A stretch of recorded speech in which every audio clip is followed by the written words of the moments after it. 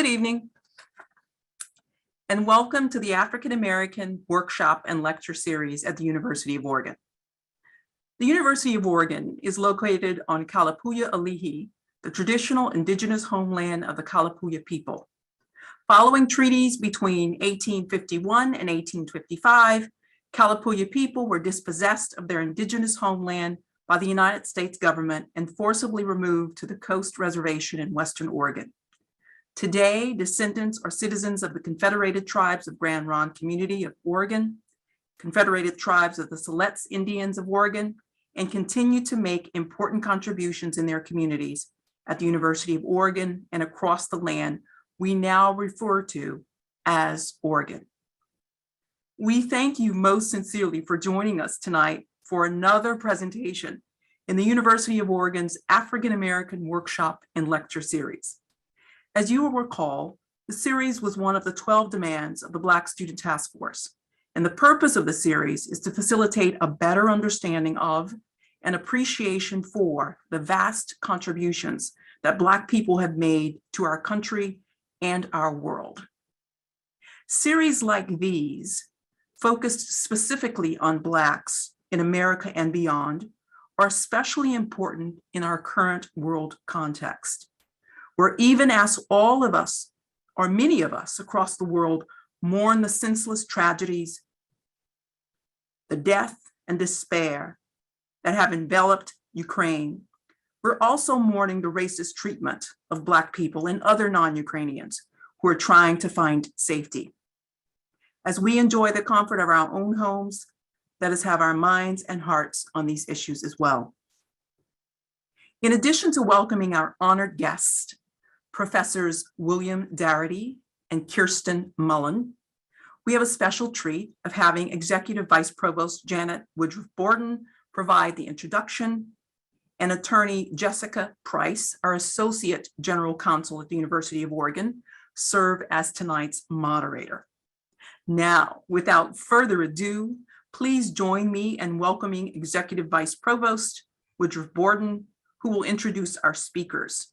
After their lecture, Associate General Counsel Jessica Price will moderate our discussion. Thank you. Thank you. Good evening, everyone. I'm Janet Woodruff Borden, Executive Vice Provost and Professor of Psychology. With President Schill and Provost Phillips away from campus, I have the distinct honor of introducing tonight's African American Workshop and Lecture Series speakers, Professors William Darity and Kirsten Mullen, co-authors of From Here to Equality, Reparations for Black Americans in the 21st Century.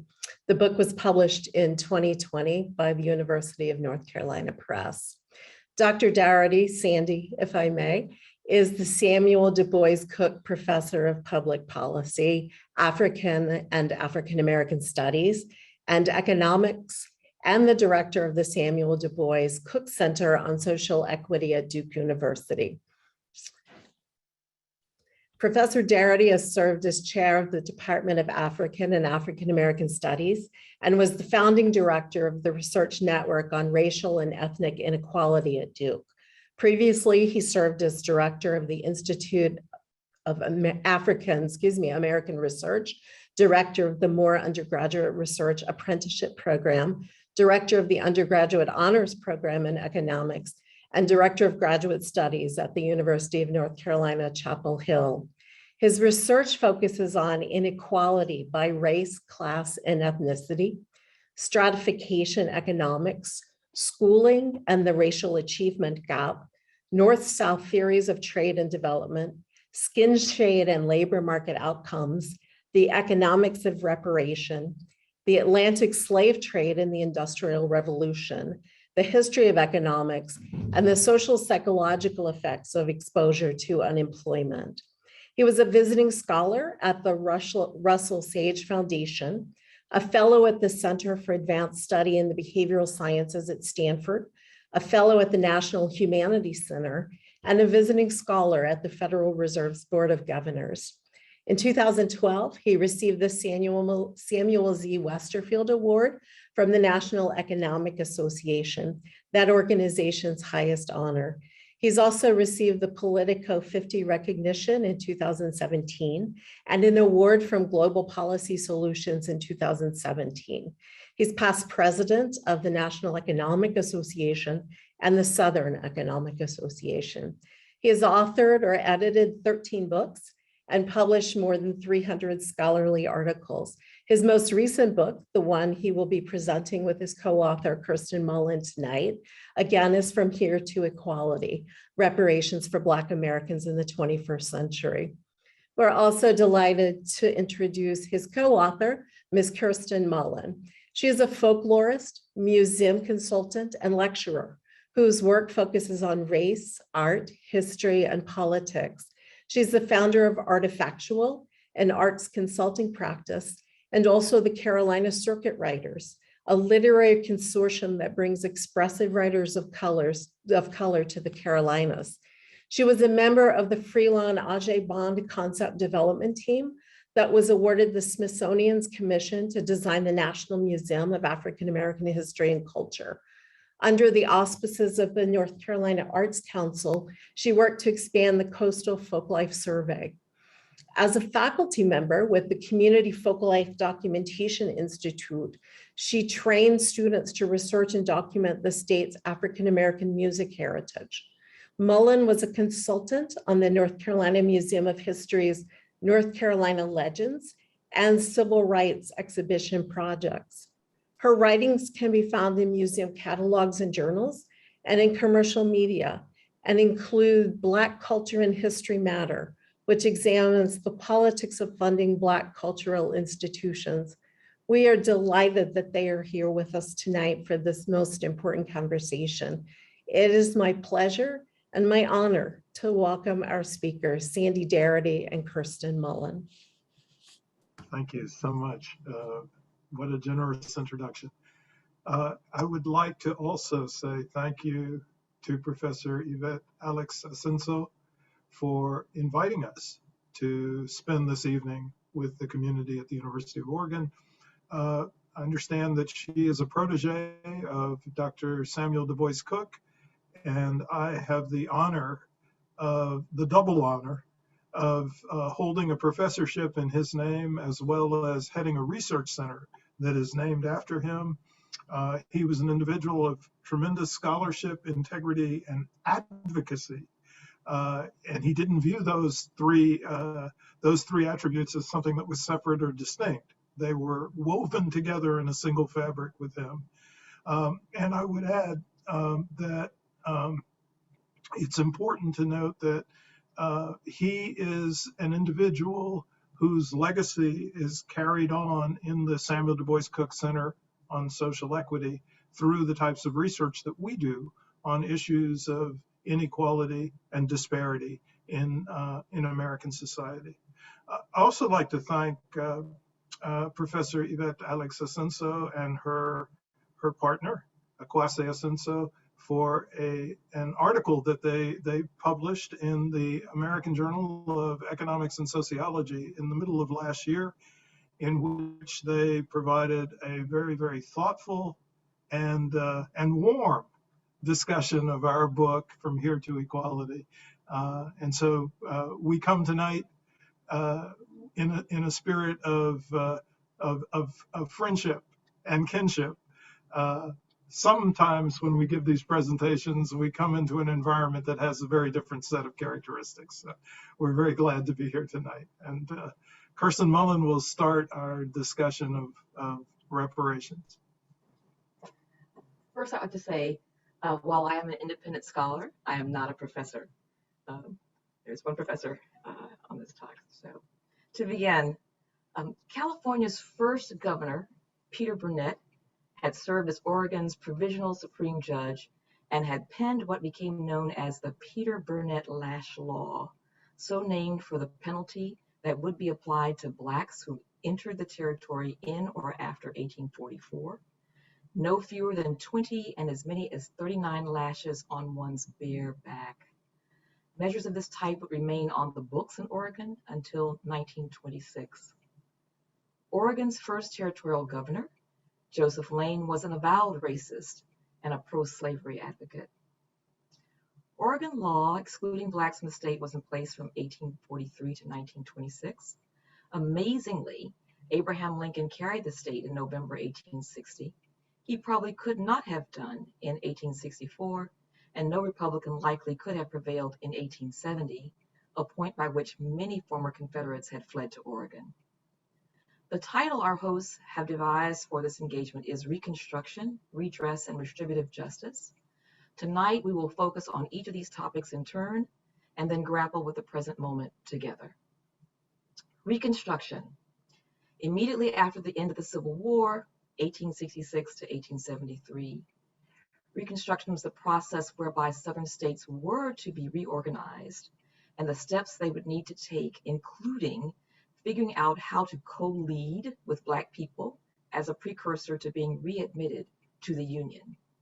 This was a major fork in the road, one of those historic moments when the trajectory of racial inequality could have been altered dramatically, an opportunity for the federal government to lead the nation in the cause of a just and fair America. Reconstruction was a huge missed opportunity.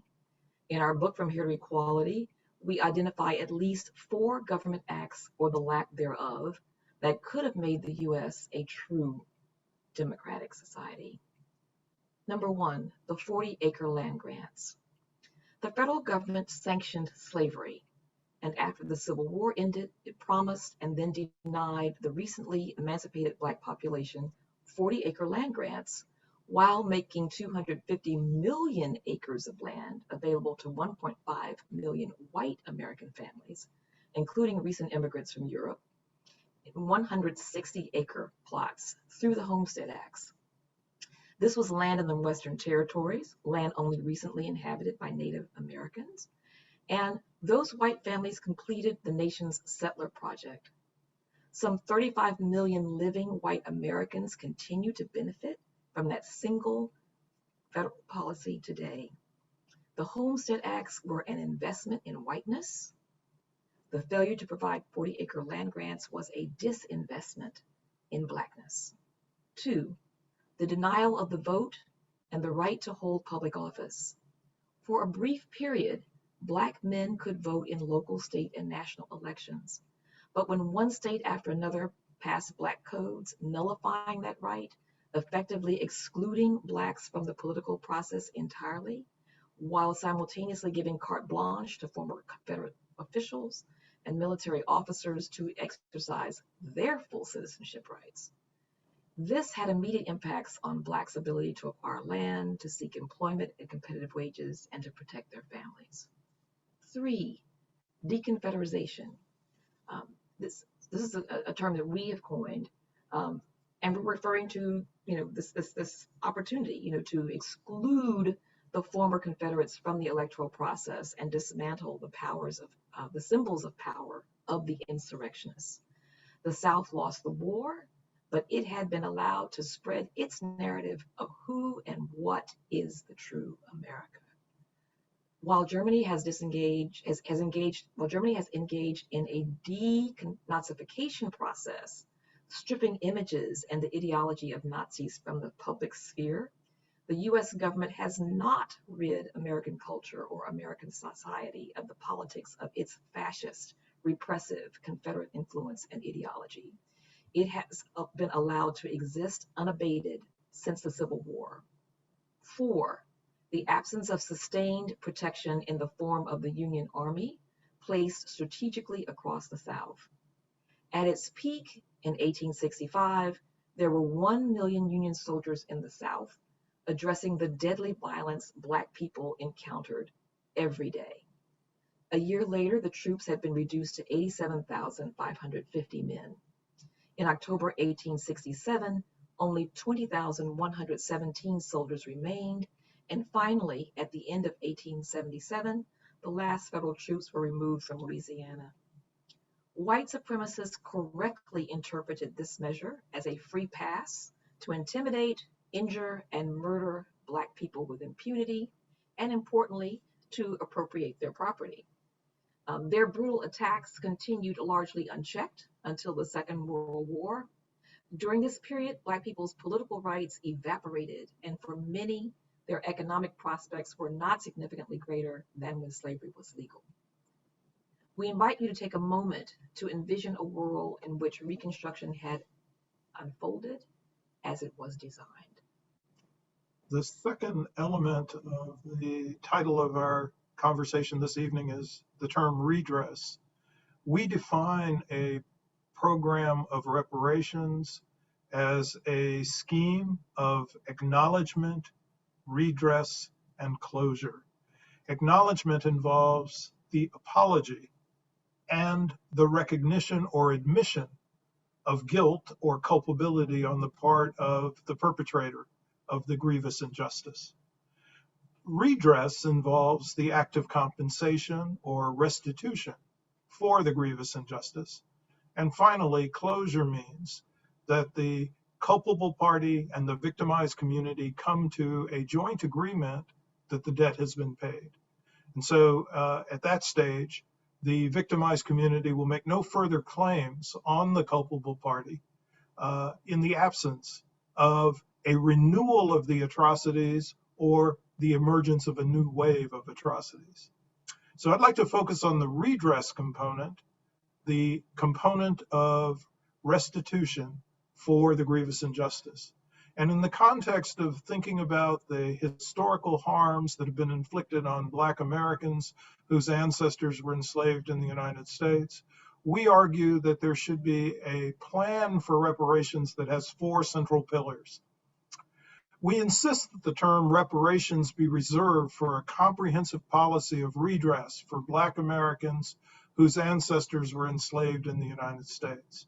Specifically, Black reparations must refer to a project that eliminates the nation's staggering racial wealth gap. The Black share of wealth in the United States is considerably lower than the percentage that Blacks hold in the nation's population. And if we look specifically at Black American descendants of U.S. slavery, they constitute about 12% of the nation's population, but hold less than 2% of the nation's wealth. This translates into a condition where the average Black household has a net worth, based upon data drawn from the 2019 Survey of Consumer Finances, $841,900 lower than the average white household. So a true program of reparations must incorporate 4 essential elements. First, eligible recipients must be persons who have self-identified as Black, Negro, African American, or Afro-American for at least 12 years before the adoption of a reparations plan or the adoption of a study commission for reparations. And in addition, they must be, second, individuals who have at least one ancestor who was enslaved in the United States. This is the community that suffered accrued intergenerational effects of slavery, legal segregation, sustained white terrorism, and ongoing atrocities like discrimination, mass incarceration, and anti-Black police violence. This is the community whose ancestors were promised 40-acre land grants as restitution for the years of slavery, a promise that never has been met. We are talking about what our colleague, economist William Spriggs, calls the cumulative compound effects of stolen opportunities. Secondly, true reparations requires the erasure of Black-white differences in wealth by building Black assets to a level comparable to those held by whites. The racial gap in net worth is a product of national policies that promoted white wealth accumulation and Black wealth decumulation. The racial wealth gap is the premier economic indicator of the full effects of white supremacy since the founding of the nation as a slave republic in 1776. As of late, 2020, Black descendants of U.S. slavery are in a position in which the average individual has approximately $350,000 less in net worth in comparison with the average white American. Raising the Black share of wealth up to the Black share of the nation's population will require an expenditure of at least $14 trillion. Third, true reparations requires direct payments be made to eligible recipients. In previous cases of group-based reparations, payments have been made to members of the affected community, direct payments. For example, German payments to the victims of the Holocaust and US government payments to Japanese Americans who were subjected to mass incarceration during World War II. And further, to families that lost loved ones during the 9/11 terrorist attacks. It should be no different for Black American descendants of US slavery, who should have similar discretion over the use of the funds. Funds should not be funneled through a third-party institution that denies eligible recipients full discretion over their use. So finally, the federal government is a culpable party and must pay the debt. In From Here to Equality, we argue that the culpable party is the United States government. Authority is constructed and contextual, and all three phases of atrocities that have occurred since the nation's founding: slavery, nearly 100 years of legal segregation, more blithely referred to as Jim Crow, and the moment from the passage of the Civil Rights Act in the 1960s to the present, all were products of the legal and authority framework established by the federal government.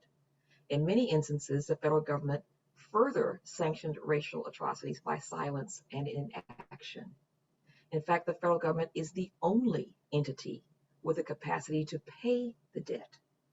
State and local governments do not have the capacity to pay the bill. The total annual budget for the nation's city and state budgets is about $3.4 trillion, at least $10.5 trillion short of what is needed to close the chasm. City and state governments would have to devote their entire budgets for nearly 4 consecutive years to retire this debt. The third component of the title of our talk is redistributive justice.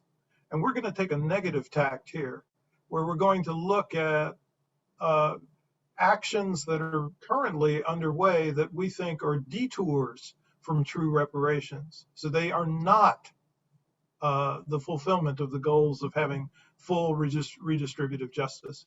And the first of these detours is HR 40, a bill that is in Congress, it has been in Congress for 30 years at least, that has been revised over the years, generally revised for the worse, and is a piece of legislation that proposes to establish a commission that would provide Congress with proposals for reparations for African Americans. We think there are a number of weaknesses in this proposal. I'd like to talk first about some of the structural weaknesses in the law. The bill as currently written specifies that the Federal Advisory Committee Act does not apply to this commission. The Federal Advisory Committee Act ensures that all advisory groups engage in transparent deliberations. For example, holding public hearings, holding public meetings, and providing ongoing reports of their activities prior to delivery of the final report. In the absence of this requirement, the new commission that would be mandated by HR 40 could conduct all of its deliberations in private, in silence, and in the dark. The bill, as currently written, also provides each member of the commission with pay at a daily rate of up to Executive 4 level on the federal salary scale, which amounts to currently $172,000 per annum.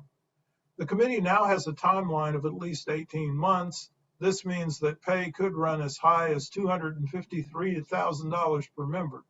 Now, we've long said it's inappropriate for members of a commission of this type, with this type of sacred mission, to receive pay. They should receive compensation for their expenses, and they should have a paid professional staff to support their efforts. But the members of the commission themselves should not receive salaries. The presence of the paid professional staff would enable them to maintain their normal lines of employment while they serve. We should not want members of a commission who are unwilling to serve unless they receive significant pay. Furthermore, originally the bill had provisions for 7 members appointed by the president, 3 by the president, 3 by the Speaker of the House, and 2 by the President pro tempore of the Senate. Between 2015-16 and 2017-18 sessions of Congress, the organizations NARC and NCOBRA rewrote the bill to expand the number to 13, adding 6 members who would be representatives of organizations with a legacy of promoting reparations. At the time, there were no specifics about how those 6 would be selected or appointed.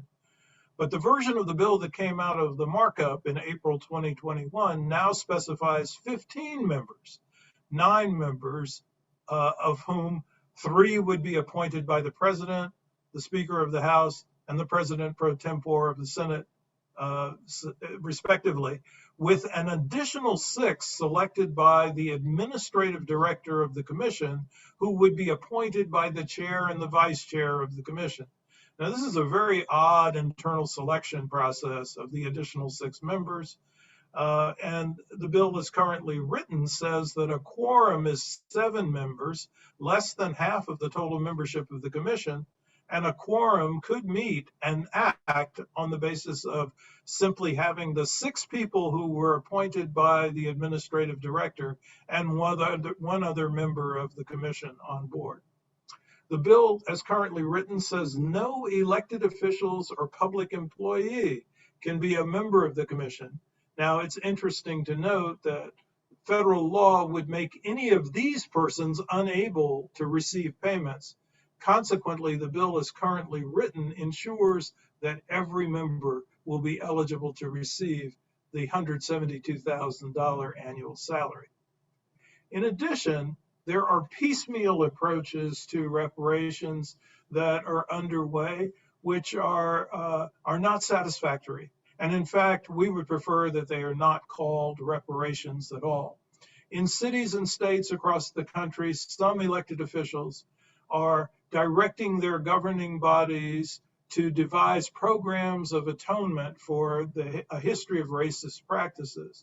And this is not a bad thing, it's a good thing. What is problematic, however, is the inaccuracy of labeling these acts as reparations and giving the impression that their initiatives constitute restitution for the full array of injustices Blacks have endured. So before closing, I wanted to say something a little bit more about HRC and what's missing. So Sandy talked about some of the structural problems with the bill, but I also wanted to mention some of the substantive problems with it, and therefore of those. So the first is that HR 40, in its current presentation, does not identify the elimination of the racial wealth gap as its essential goal. Right? It does not identify who the eligible recipients of reparations should be. And for us, as Sandy mentioned, these are individuals who can satisfy 2 criteria: a lineage criteria, a lineage standard, and an identity standard. So these are individuals who can trace at least one, can trace their lineage to at least one person who was enslaved in the United States, but also individuals who self-identified as Black, African American, Negro, or Afro-American at least 12 years prior to the creation of a reparations commission or the enactment of a reparations program. Thirdly, the bill does not specify that reparations payments should be made directly to the eligible recipients. I mean, this is exactly what was done in the case of Germany making payments to Holocaust victims.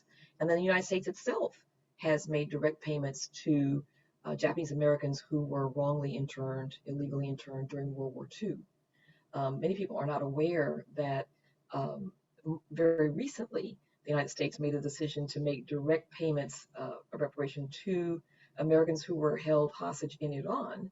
And this is the case even when America was not the perpetrator of the harm, but the decision was made to have those payments, which were basically $10,000 per day of captivity, approximately $4.34 million per hostage for reparations. And then lastly, HR 40 does not specify who the culpable party is. It doesn't say who will pay the debt. So HR 40 is absolutely not going to get us, true reparations. And the bill either needs to be drastically rewritten or scrapped, and a new piece of legislation that does meet that criteria put in its place. So in cities, so I wanted to begin, before we open this up, I wanted to mention a bit of more kind of a sort of philosophical way of thinking about some of these issues. But Sunitra Puri, a physician who specializes in palliative care, has affirmed, quote, "The prelude of compassion is the willingness to see," end quote. Each day we can seize the opportunity to see America's history and the present suffering of many Black people and to bear witness to it. Many people are stunned to learn of the magnitude of horror and barbarity caused by the nearly 100 white massacres that took place across the United States from the end of the Civil War through World War II, what historian Alan Trelease called the White Terror, and claimed thousands of lives of Black American descendants of U.S. slavery. We are asking that we as a nation allow ourselves to see and be moved by it. Can we move forward together, embracing our brutal history and working to bring reparations to the nation together? Thank you.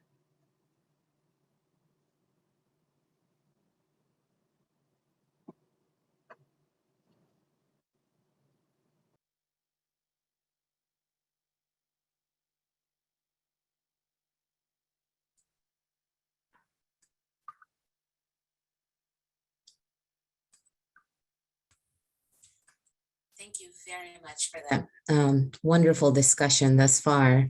So I'm Jessica Price, and I'm going to be moderating our Q&A. And so there is a question box or a Q&A chat box that I'll be keeping an eye on in order to enable the members of our audience to ask questions. So to start, one question is, who would be responsible to trace people's ancestry? So many Black Americans do not have the records to confirm whether they descend from the American slavery system. One of the things that we advocate in For Future Equality is that the Reparations Commission create an agency that is operated by professional genealogists who would provide those services for free to individuals who were seeking to determine if they had a legitimate claim. More resources are coming online every day to assist the public in searching its ancestry and looking at family trees. It's not, we've reached a point where it's far more likely that one can do this research.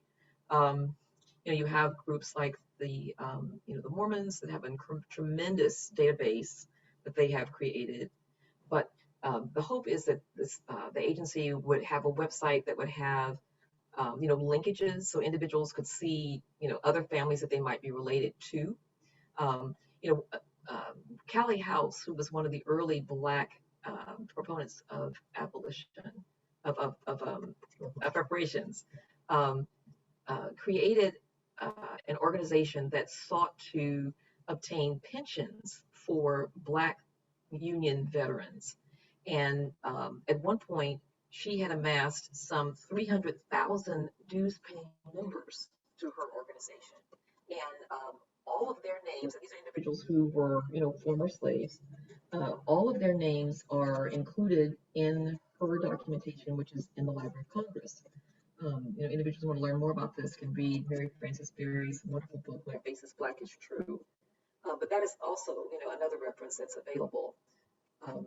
But yes, it's not an impossible task, but it certainly is not one that we think that potential claimants should face on their own. We think it would be really important for the federal government to pay for a fully staffed agency of trained genealogists to assist with this research.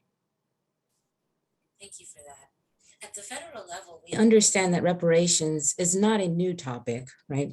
HB 40, as you mentioned, has been introduced repeatedly for nearly 30 years. What do we learn about the limits of the success of the past to ensure we are not doing the same thing every year, but expecting different results? Or in other words, what's different about now, if anything? So if anything is different about now, I think that there has been somewhat of a sea change in public attitude about reparations, to the point that, you know, we are here this evening having this conversation at the University of Oregon. I don't think that that this type of conversation would have taken place, say, 5 years ago. It's highly unlikely. So the notion of African American reparations is in the public sphere in a way in which it has not been in the past. And with respect to the sea change in attitude, if we look at the survey results from the year 2000, the first year of this millennium, we find that only 4%, that's FOUR percent, of white Americans endorsed monetary payments as reparations for Black Americans at that point. By the year 2018, that percentage had risen to 16. And as of last year, that percentage had now come close to approaching 30%. Now, we recognize that there's probably another 30% of the US population that will always be opposed to any type of policy that would improve conditions for Black Americans.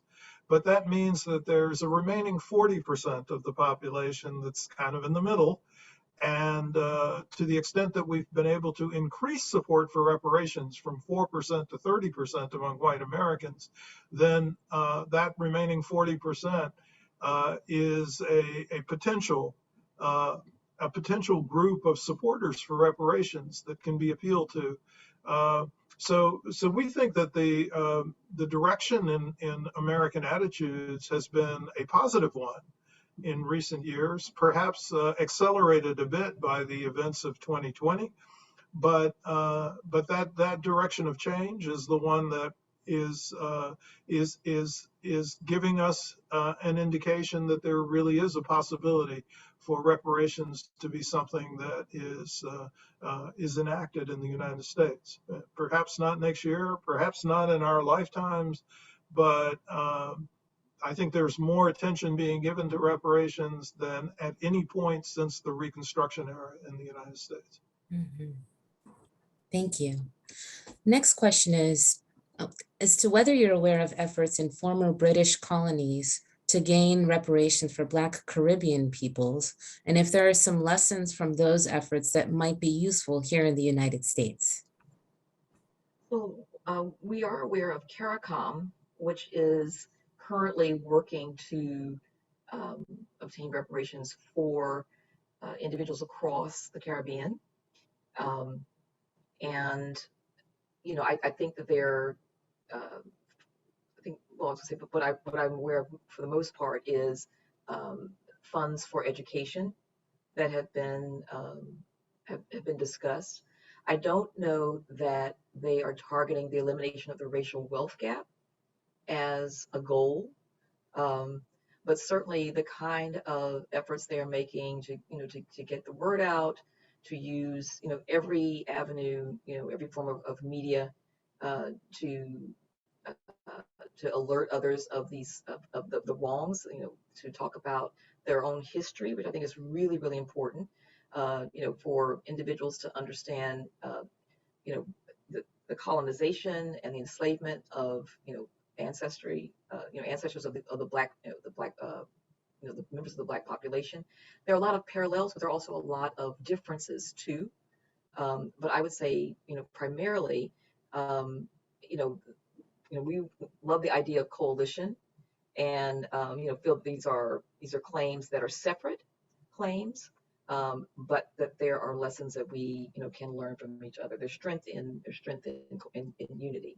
Yeah, I'd like to add that actually there are some corresponding efforts from some of the nations on the African continent, and in particular, the Congo has been increasingly making a claim or a demand on Belgium for compensation for the atrocities that were conducted there during the period of colonization. We think it's entirely appropriate for the tribes in Namibia that were subjected to genocidal violence by the German government to continue to push for full compensation from Germany. And so we think that, you know, virtually every community in the African diaspora has a claim for reparations, but the claim needs to be tailored to the specific nation that engaged in colonization and enslavement of their people. One thing that is different for Black Americans is that we are not a sovereign state. We are a segment of a population, a large segment of a population that that are supposed to be citizens of this nation, but we've never received full citizenship rights. And that's the nature of the demand or claim that's being made here, which is different from a claim that's being made by a sovereign nation like Jamaica on another sovereign nation like the United Kingdom for restitution for the damages of enslavement and colonization on those communities. Another lesson too is that CARICOM does not include in its claims universe Black American descendants of U.S. slavery, and they should not, you know, they should not be obligated to do so. And at the same token, the reverse is also true. Black American descendants of U.S. slavery should not be obligated to include, you know, individuals from the Caribbean. So that's another lesson from CARICOM. So that's a really interesting segue to a two-part question. So one is the opening to your talk tonight highlighted some of the shameful history of the state of Oregon. So the question that came to mind during that was, given Oregon's legislative rejection of slavery and simultaneous legislative rejection of the lawful presence of African Americans, might Oregon exempt itself from reparations, or why should Oregon care? And that's related to another question received, which is, since all Black people have experienced the victimization and denial of white supremacy, what's the reasoning behind adding proof of descendants of enslavement piece as a prerequisite to reparations? Do you want to take the last one? Okay. Remind us again of what the first question was. Sure. So it was related to the history of Oregon and Oregon's rejection of slavery as a question to whether or not Oregon should be on the hook for reparations, which seems related to this question about the experience of white supremacy, not necessarily limited to enslavement. Okay. So the second question concerned the notion of limiting eligibility, limiting in quotes, eligibility to Black Americans whose ancestors were enslaved here. Yeah. Well, oh, you want me to start? Okay. So the first point that we want to make is that the claim that we're describing is a debt that is owed. And that debt is owed specifically to the descendants of the freedmen in the United States. And that debt originates with the failure to provide the newly emancipated with the 40-acre land grants that they were promised. And that is a debt that is unique to that particular community and their descendants.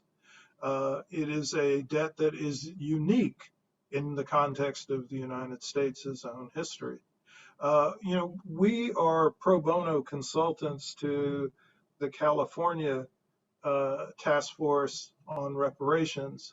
And this is a very, very complicated issue for us because we have reservations about the capacity of any individual municipality or state government to actually conduct an effective reparations plan.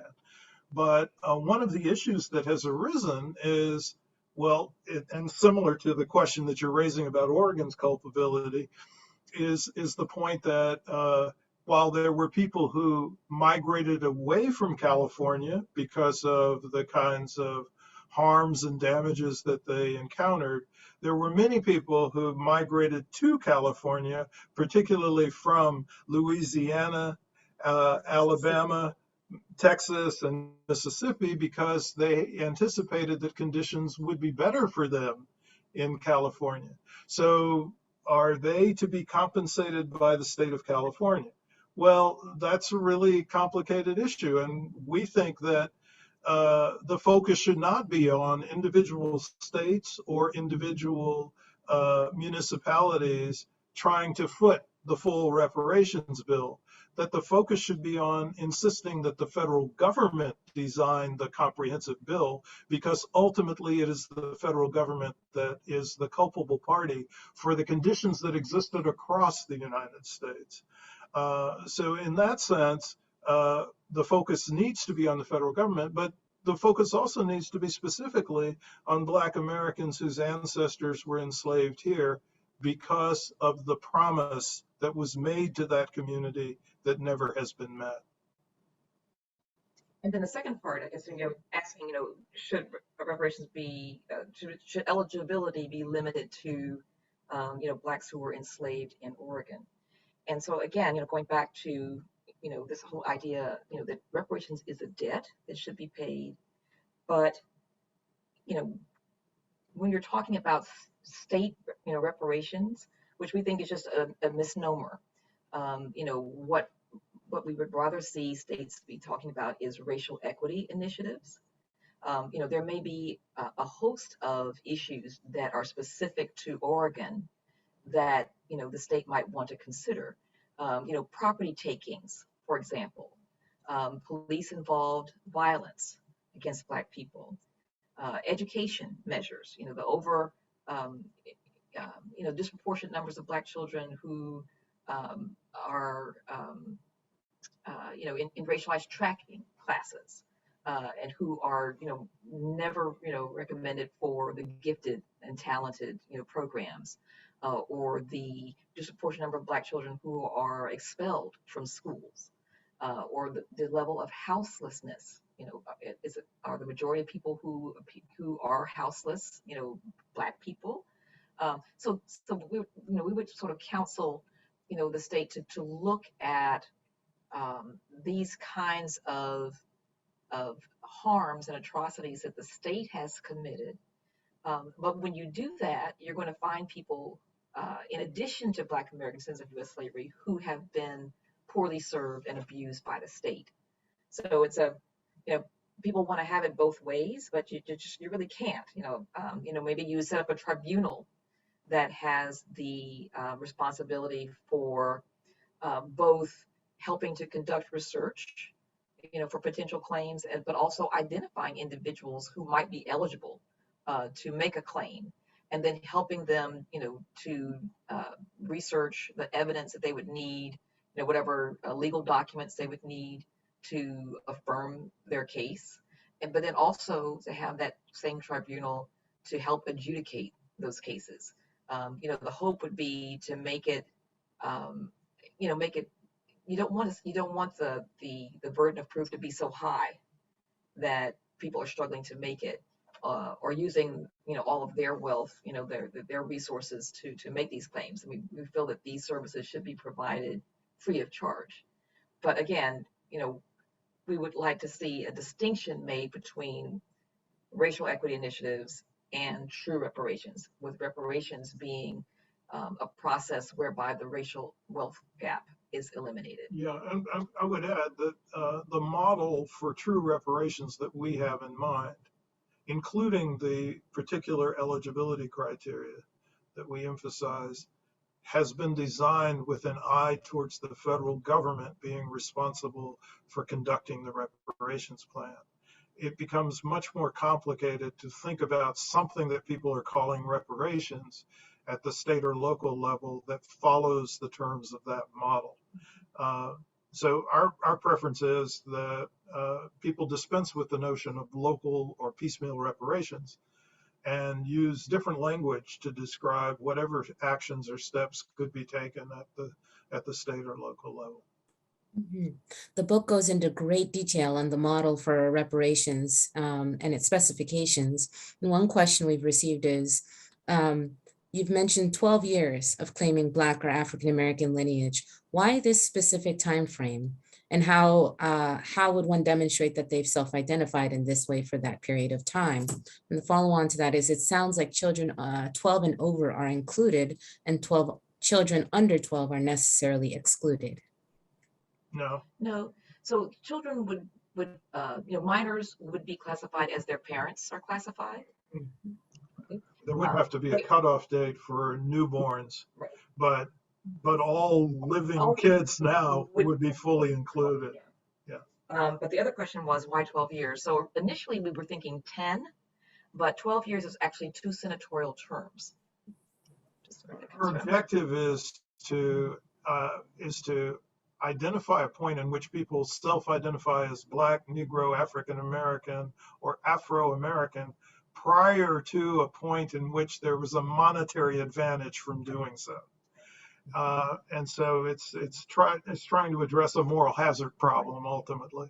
And the documentation. And having documentation, well, that's actually not that complicated, because every 10 years or so, we self-report our race on the census, the national census. So you could make public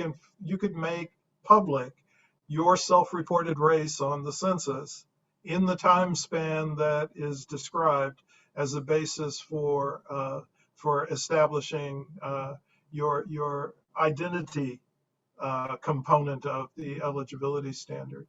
And the children of anyone who is eligible for reparations would also be eligible. The funds would be placed in a trust account until they were of age. But ultimately there would have to be a cutoff date, because people will argue there are going to be some folks who are just going to have additional children for the purposes of getting access to reparations. So we'd have to avoid that. We'd have to set some cutoff date. But in the present moment, I don't see any reason why every living Black American descendant of U.S. slavery should not be eligible for reparations. And who in Congress is pushing the reparations issue? The Black Caucus or individual members or anyone in particular? No, I think they're only pushing H.R. 40, which we think is actually a detour from true reparations. What about the individuals who have a lineage connected to slavery in the United States and who've been negatively affected by that intergenerational trauma, but who do not identify as African American? They wouldn't be eligible for reparations by our criteria. Yeah. Mm-hmm. If you are living as white, we don't see any reason why you should receive compensation for the current conditions that confront Black Americans. And those current conditions are reflected in the existing racial wealth differential. What about wealthy Black Americans? So the book goes into great detail in responding to practical questions on calculating how much. There are several options on where the money would come from. You talk about our options and on who is paid. If the justification for payment rests in part on the failure to successfully build wealth as a result of slavery and discrimination, why wouldn't wealthy Black Americans be disqualified from reparations as well? Reparations is a debt that the nation owes to these Black American descendants of U.S. slavery. It's a debt that the federal government created when it decided to give white Americans 160-acre land grants in the 1860s. And that was a program that was in place for 70 years. The last land grant was made in 1980. And at the same time denying, first of all, deciding that the newly emancipated Black people would receive only 1/4 of what whites were going to receive, and then they received nothing at all. So, if you think about it, this is a tremendous effort, that tremendous leg up that the federal government gave to white Americans in that instance. One of our colleagues, Trina Williams-Shanks, yes, had her students, interrogate their own families about their wealth positions. And in one amazing case, a family was given land in the Texas Panhandle. So this is the northern 26 counties of Texas, 160-acre land grant. And if you didn't like the land for whatever reason, you could flip it. And this family did flip the land, I think, twice before they found acreage that was to their liking. And so if you think about it, this is a land that you could live on the land. if there are any minerals on the land, any water, any wildlife, any lumber that was yours to use, to sell. So they decide they're going to lease the land. You could subdivide it. They decide to lease the land. So they're receiving a steady revenue stream from this property. And then after some time, the patriarch dies. His widow and their 8 children decide to move to Austin, Texas, where the children would have a greater likelihood of going to college. 6 of the 8 emerge from college with a degree, debt-free, because the mother's able to finance it. Then she dies, and the 8 siblings decide that they will split, they'll continue to lease this property, and they will split the proceeds 8 ways. Then in 1980, a full 100 years later, natural gas is discovered on the land. And the deposit is so rich that in the first year alone, the profits are over $100,000. So it's like the federal government writing this white family a monthly dividend check. This is what we're talking about. This is the wealth of the federal government, the wealth gap that the federal government created and maintains. And we've talked about the Homestead Act, but we've not talked about the way that the federal government also advantaged white people with the GI Bill, with the New Deal, with the GI Bill. We're talking about the acquisition of not only buildings and businesses, but also home mortgages. One of our colleagues, Ira Katz Nelson, has written a fabulous book called When Affirmative Action Was White. And he documents how in Mississippi, and I believe the 1940s, maybe 1949, something like 3,900 white veterans receive the mortgage allowance from the GI Bill, and 2 Black veterans also receive that allowance. So nearly 4,002. And people say, well, okay, what's the South? What about, the North? That same year, in New York and northern New Jersey, something like 160,000 white veterans received the benefit, and fewer than 100 non-white veterans received it. So, the federal government created this racial wealth gap, and it has maintained it over the decades. And, I should add that About wealthy white people. yeah, reparations is not an anti-poverty program. Reparations is a justice program. And in other instances where communities have been subjected to victimization, no one has typically asked, A, how much money do you currently have before the payment is made? And B, what are you going to do with the money? It only seems to be the case when we're talking about reparations for Black Americans that this question of whether or not somebody like a LeBron James or an Oprah Winfrey should receive reparations. They're fully eligible for reparations under the system and model that we have in mind. They may choose to not accept it, but that's their choice. It is not a decision that should be made by anyone else. And I would add further that at every level of the income distribution, there are huge wealth differentials between Blacks and whites. At every level of the wealth distribution, there are huge differences in net worth between Blacks and whites. So if we think about the fact that that 1/4 of white families have a net worth in excess of $1 million. That is true for only 4% of Black families.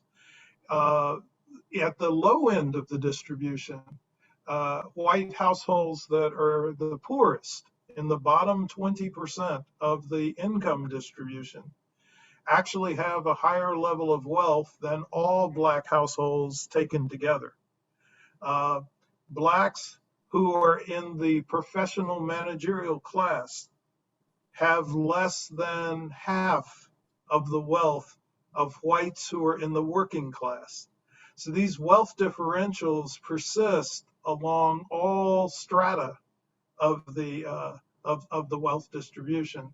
And so, from our perspective, this is a debt that is owed to all Black American descendants of U.S. slavery, regardless of their current economic position. I want to ask about the strategy of the framing and calling it a debt. And this is a bit of a long question, so please bear with me. So affirmative action was often discussed in tandem with reparations discussions as a counter or a concern. In other words, folks wonder if there are reparations, what happens to affirmative action? Affirmative action has been reframed over the years from a program to benefit underrepresented individuals, to calling it a program that benefits, in the higher education context, the rest of the university community, which gains a competitive advantage by their exposure to diversity as they prepare to enter a global market. Might reparations benefit from a similar framing, from systemic support for African Americans who continue to suffer the long-term harmful effects of slavery and racism, to relief for the rest of the United States in resolving a debt and healing from the past? So in looking at your framing of it as a debt, is that strategic and intentional?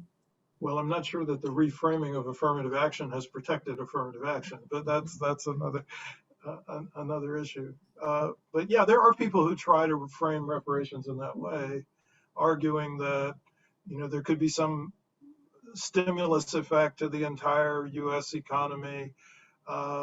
People who argue that racism is a deadweight loss to the U.S. economy, and so if we could reverse those conditions through some act of reparative justice, it would be beneficial for everyone. We're not sure. Yeah. And we don't think that that should be a reason for Not to doing prove this. it. Yeah. We're simply not sure. I mean, clearly there must be some people who benefit from racism. Exactly. You know, otherwise, why would it persist? So it's not an outright deadweight loss for all Americans.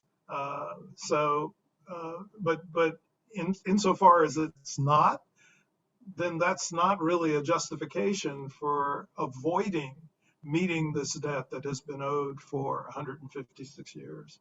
Mm-hmm.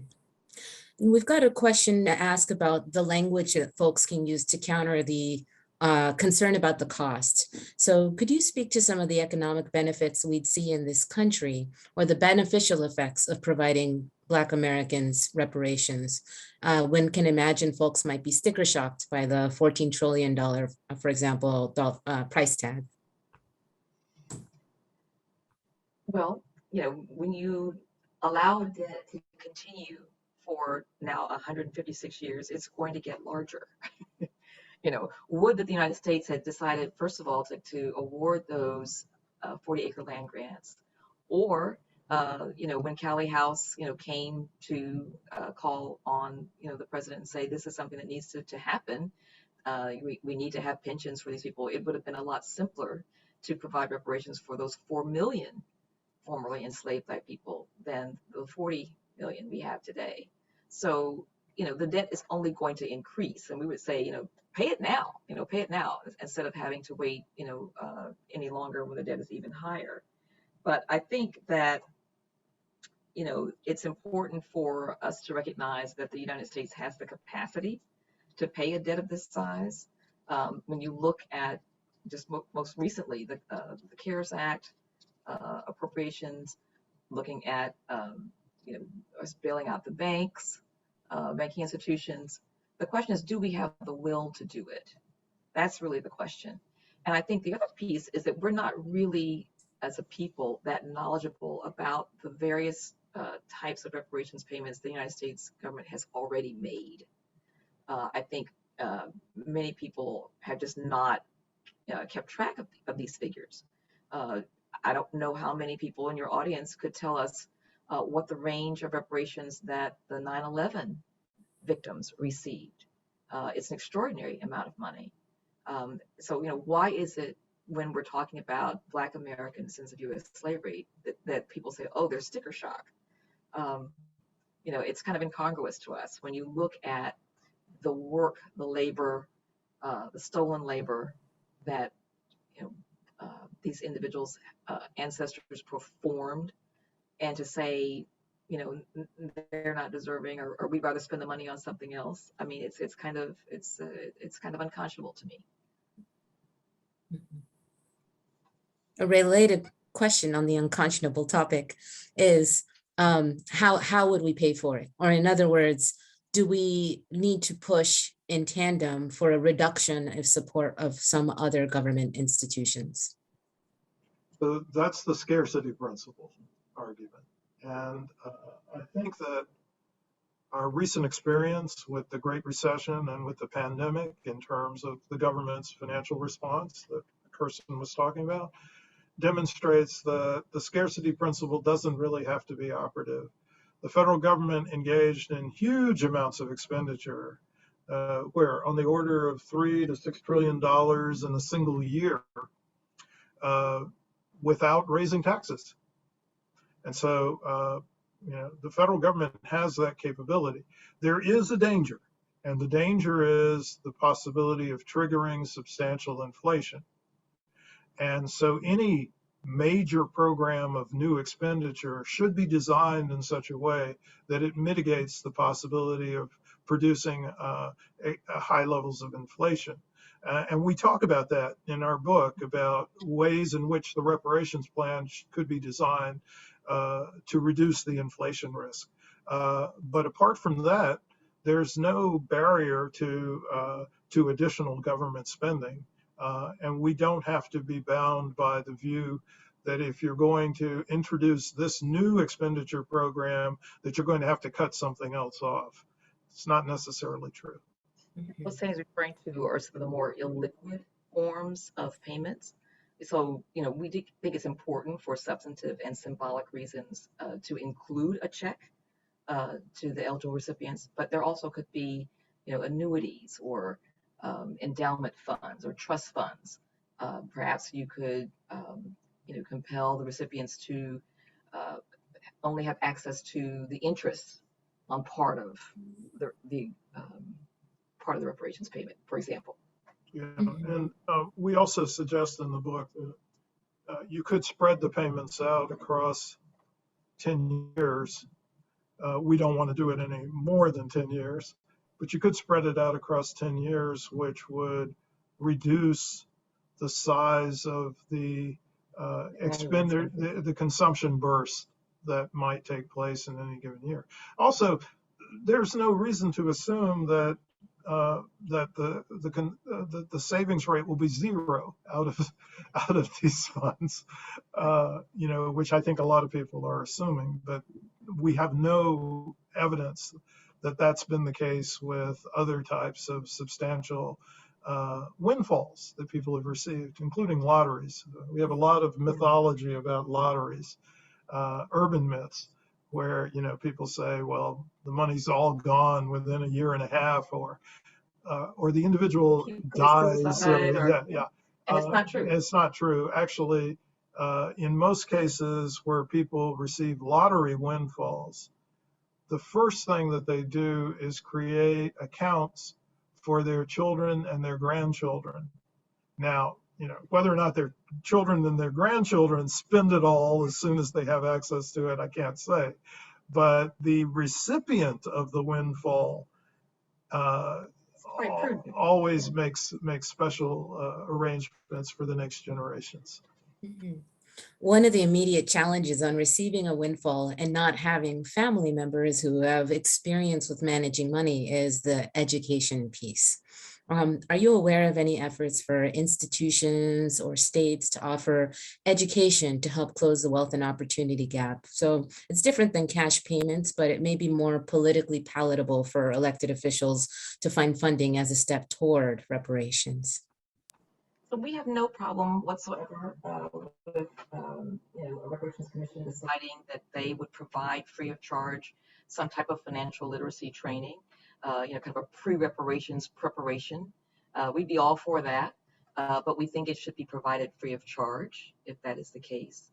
But I also think that it's intriguing that there's this assumption that Black Americans of U.S. slavery are going to make unwise decisions about their money. I don't know that anyone said that the Holocaust victims should receive first financial literacy training, or the Japanese Americans who receive reparations should first receive financial literacy training. It seems a bit patronizing to us that this is what comes up often when the potential recipients are Black Americans of U.S. slavery. Mm-hmm. We have a question. What can we do to support the call for reparations for Black Americans?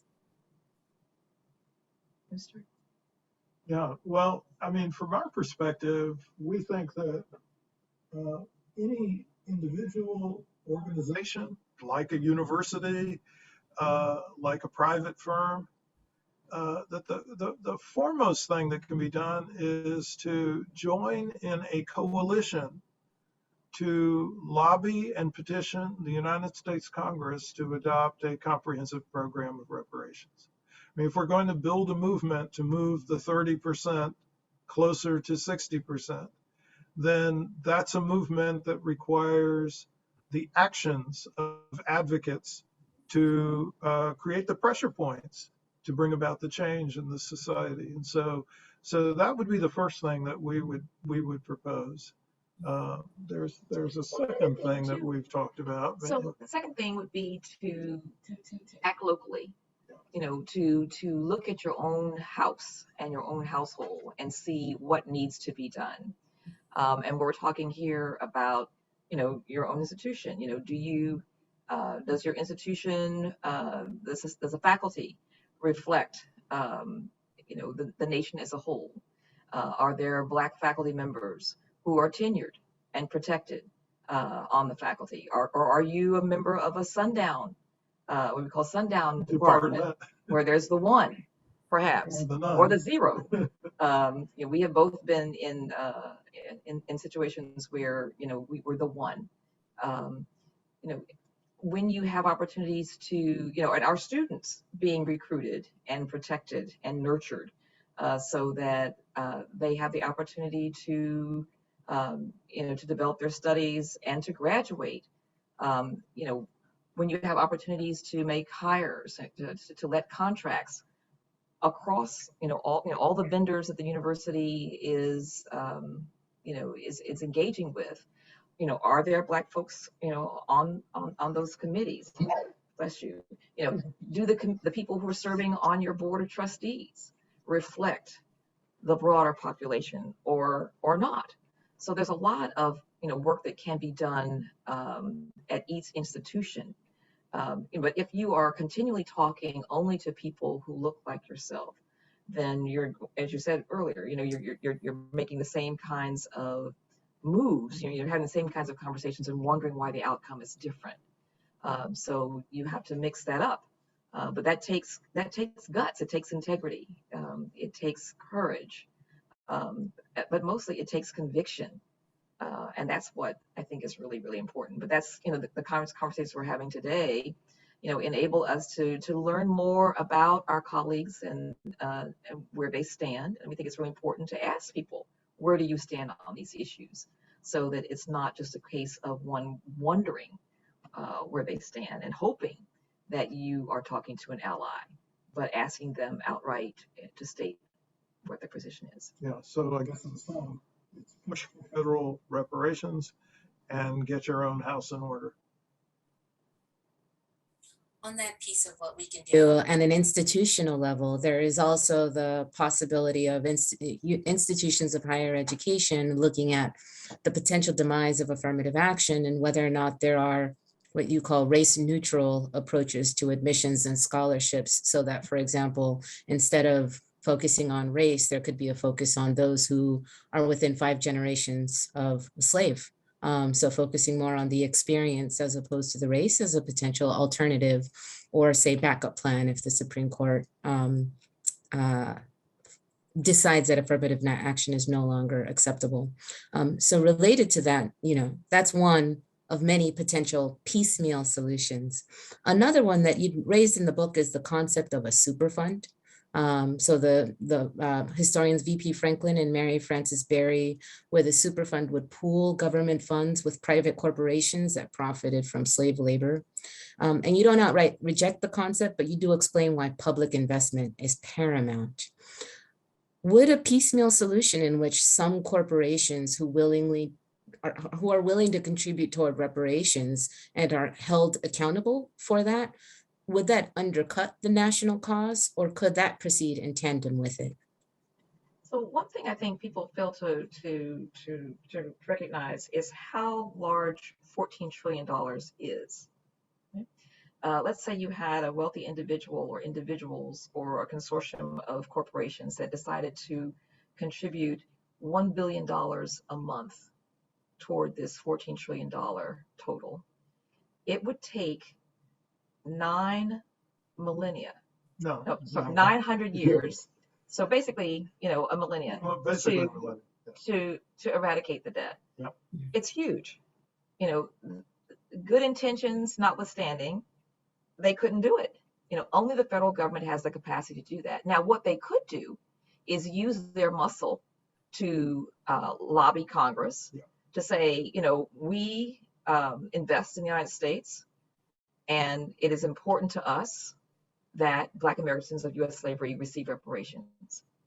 And we want to be able to say this, to put this on all of our materials, as we're talking to, potential customers around the world, as we're talking to our own constituents, to residents in our states where our headquarters are. We want to be able to say that, yes, we help make this happen. They have a tremendous amount of power, influence, and we would like to see them use that in support of true reparations. Mm-hmm. Mm-hmm. Should we be talking about the likelihood or potential for backlash? So thinking of, for example, the Brown v. Board of Education decision and the violence that resulted, should we be discussing the possibility of new forms of racism or targeted discrimination that could emerge as a result of reparations? I don't know how new those forms of racism are. But yes, I think absolutely it's important to be prepared. There's probably a 30%, of the population that is going to fight this teeth, toe, and nail, and we need to be prepared for violent protests and worse. Mm-hmm. And just as the freedmen were not protected at the closure of the Civil War to incredibly deleterious results. If we open up a situation like that again, I mean, it's pretty clear what the results will be. But again, what is the intention of the federal government? If the intention is to do the right thing, to pay this debt, then that comes with the understanding that you must protect this population, and you must, make it clear that you're not going to tolerate violence against them. What we would be saying we don't tolerate is minority rule. And minority rule was embedded in the events of January 6, 2021, when a coup d'etat was attempted on the United States government. And that coup d'etat is closely linked to the 30% of the population that Kirsten is talking about that has continued to maintain the ideological perspective that was embedded in the Confederacy. And since the nation has never deconfederatized, that segment of the population remains here. It remains strong and influential, even though it is a gross numerical minority of the total American population. And that is a segment of the population that will need to be addressed in the event that a program of reparations is adopted, or any other significant measure that is intended to bring justice to a community that has been denied full citizenship rights for so many years. Mm-hmm. It sounds like the federal government is uniquely responsible and uniquely positioned to effectuate reparations, as well as uniquely positioned to provide that protection in the event there is a backlash. Yes. Taking perhaps a bit of a lighter note, could you tell us a little bit about your methodology and just how you worked together in producing this book? The process evolved. We rewrote the book 4 times from beginning to end. It started out as a much drier tome. Well, some people may think it's still there. Right. I don't know. We had the benefit of a good friend of mine, actually, who just on a lark asked me, what I was working on, and I shared some of it with her. And her facial expression was so,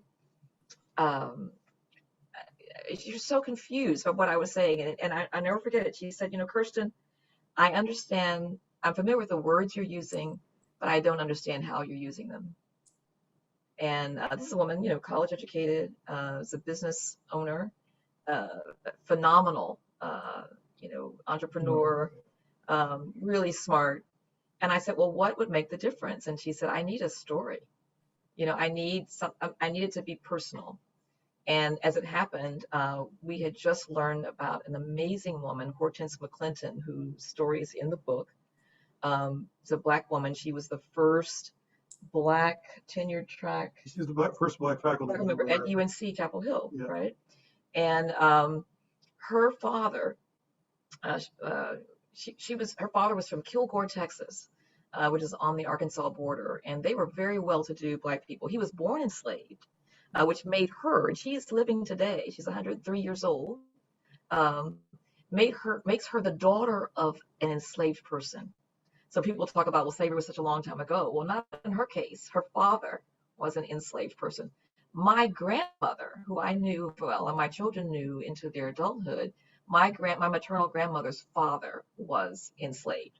But back to Miss McClinton, her father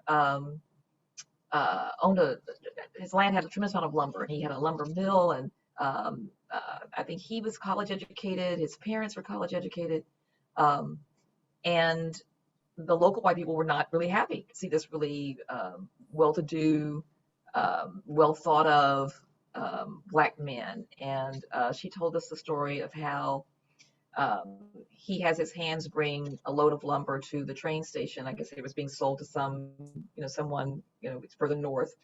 And the dispatcher is confused. He's saying, well, this is a Black man who owns, whose name is here. His name was Seabrone Jones King. And he said, this can't be right. And they said, oh, yes, we work for him. And he said, well, I'm not going to allow you to put this lumber on my train. And so they go back and they tell Mr. King, and he comes back with his pistol. And he says, what's the problem? Everything is, the paperwork is accurate and it's in good order. And this white dispatcher says, well, over my dead body, I'm not going to allow you to put this lumber on my train. And he says, well, you better shoot me fast, because if you don't, I'm going to kill you before I hit the ground.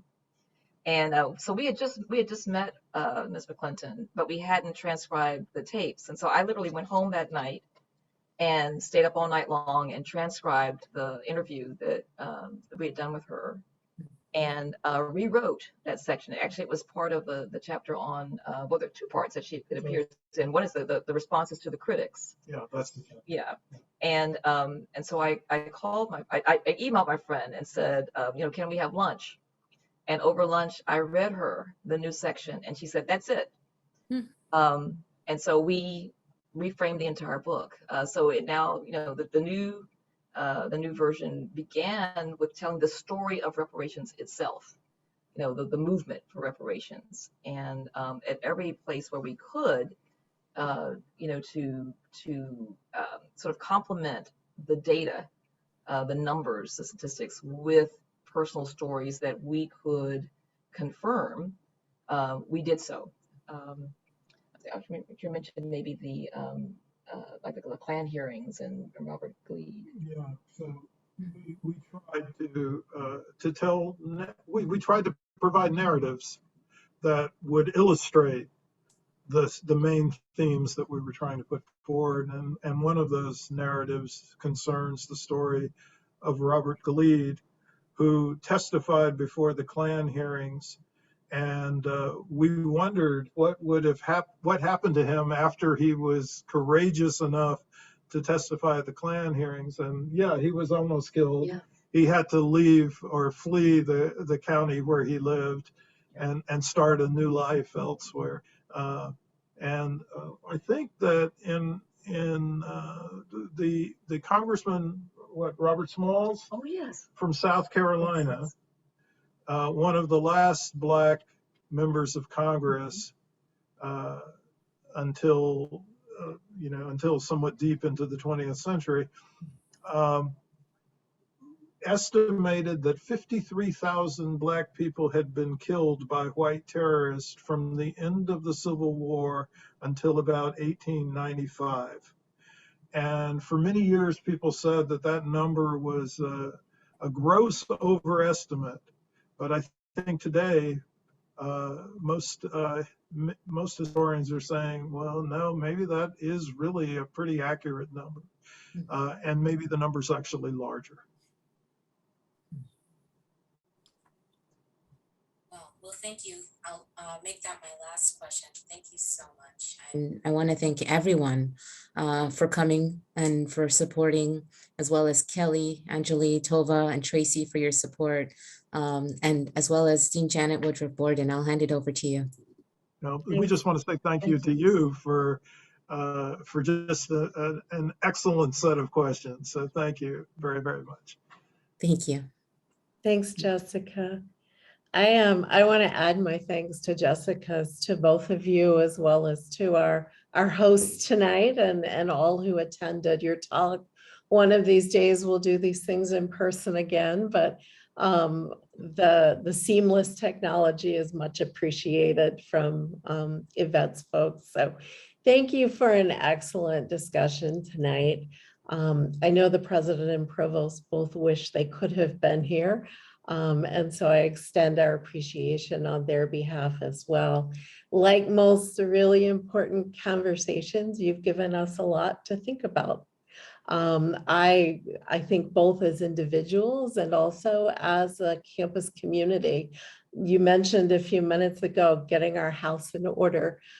We are a community working toward that very goal, and your thoughts here tonight and your most important book are important contributions to our work in that space. So I also think many of us will take away your frame of a debt that should be repaid. I think that gives us a lot to consider. So I know it's late on the East Coast, and I really do appreciate you spending your night, as it were, your late evening with us. And so on behalf of the university, I just want to thank both of you so much for this important work and for your talk tonight.